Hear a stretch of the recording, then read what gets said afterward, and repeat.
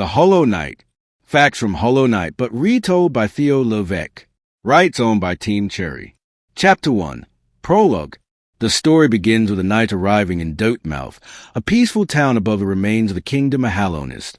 As the knight explores the ancient ruins, they discover that Hallownest used to be a thriving kingdom until it was plagued by the infection, a mysterious disease that turns its victims into mindless creatures.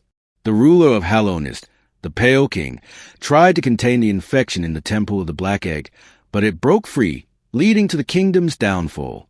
The knight's mission is to defeat 3 bugs known as the Dreamers, who are keeping the temple sealed. Once the seals are broken, the knight can confront the source of the infection. Along the way, the knight encounters Hornet, a formidable warrior who tests their fighting skills in multiple battles.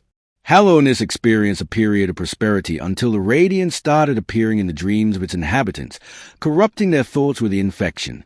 To mitigate the threat, the Pale King utilized an ancient power known as Void to fashion the vessels, beings capable of containing the infection within their forms. As the vessels were created from Void, they are believed to lack autonomy, rendering them immune to infection due to their inability to dream. The Pale King selected a particular vessel, referred to as a Hollow Knight, to confine the Radiance, while the others were imprisoned in a chasm known as the Abyss. Despite the Hollow Knight being sealed within the Temple of the Black Egg, the Radiance endured within the vessel, weakening the temple's barriers and enabling the infection to break free. In response to the spreading infection, the Pale King selected 3 bugs, collectively known as the Dreamers, to create a seal capable of halting the infection. Among these bugs were Monomon, a jellyfish-like scholar and instructor, Lurien, the mysterious observer of the city of Taze, and Hera, the defiant queen of Deep Nest. Monomon and Lurien willingly took on the role of Dreamers, while Hera struck a deal with the Pale King to bear child. To safeguard the slumber of the Hollow Knight, the Dreamers entered a state of stasis. Despite their efforts, the infection persisted, ultimately leading to the kingdom's downfall.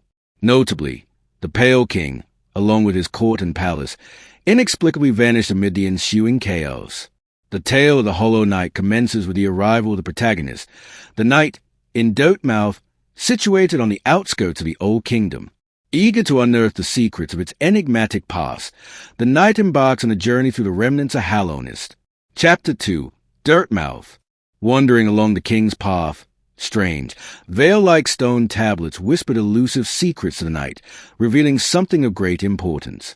Then, insects were dispersed across the rocky terrain and throughout the airspace. The knights engaged in battles to acquire soul energy. Finally, the knight came to a halt at a cliff overlooking the end of the king's path before making their way into the quaint town of Dotemouth. As the knight arrived in the deserted town, he encountered only a solitary bug known as the Elder Bug, which was away from a bench just a few inches away. "Ho there, traveler. I'm afraid there's only me left to offer a welcome. Our town full and quiet, you see. The other residents, they've all disappeared, headed down that well, one by one, into the caverns below. Used to be a great kingdom beneath our town. It's long fallen to ruin, yet it still draws folks into its depths. Wealth, glory, enlightenment, that darkness seems to promise all things. I'm sure you two seek your dreams down there. Well, watch out. It's a sickly air that fills the place. Creatures turn mad and travelers are robbed of their memories. Perhaps dreams aren't such great things after all." The knight understood Elderbug well and went to the Forgotten Crossroads, the second area of Hallownest. Will they find any civilization down there? Chapter 3. Forgotten Crossroads. The Forgotten Crossroads was a big place where the crossroads used to be years ago, but now it has been forgotten for so long. The first thing that the knight sees is a building that looks like them. Out of curiosity, they went inside and saw someone there, looking at what seemed to be a doorway. "Hello there. How delightful to meet another traveler on these forgotten roads. You're a short one, but you've a strong look about you. I'm Quirrell. I have something of an obsession with uncharted places. This ancient kingdom holds many fascinating mysteries, and one of the most intriguing of them is standing right before us. A great stone egg lying in the corpse of an ancient kingdom. And this egg, is it warm? It certainly gives off a unique air. Can it be opened? There are strange marks all over it. I do so love a mystery, and who knows what other marvels lie even deeper below us." After talking to Quirrell, they went to explore with a map in hand. and went further into the forgotten crossroads. They now were in what seemed to be a battlefield and climbed, and were facing the false knight, a huge knight 5 times the knight's size. The floor was going to fall and break, and the knight was going to have to hurry the fight. But it was too late. The floor braked, and the false knight and the knight fell, and the false knight lost after a few hits, and the fight was over. The knight was somehow getting memory came to them.